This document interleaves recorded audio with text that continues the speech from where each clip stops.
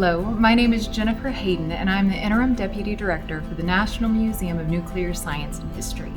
And I am here today to ask for your help.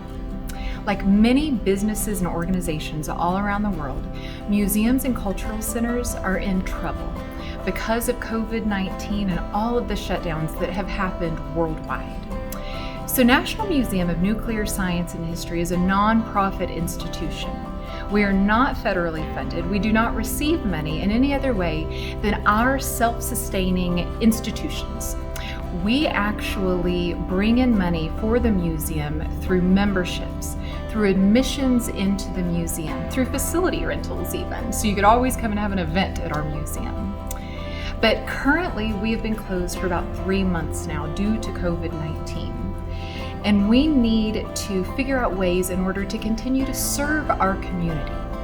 So you may ask, why donate to the National Museum of Nuclear Science and History or museums in general?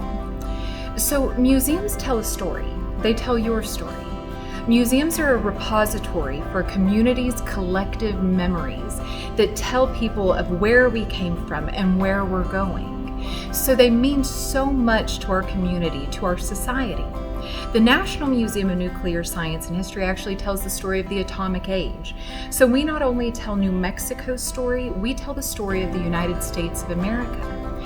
As the atomic age began, as far as the Manhattan Project and the Cold War, all the way to today's peaceful uses of nuclear technology, such as nuclear medicine and nuclear energy. Museums are a public trust. We're your public trust.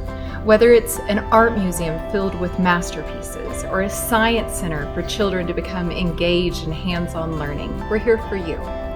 So we would like to ask for you to consider making a donation to the National Museum of Nuclear Science and History to help us remain America's resource for nuclear science and history. With your help, we can serve our community in order to give you the opportunity to learn, think, imagine, and draw your own conclusions. Thank you.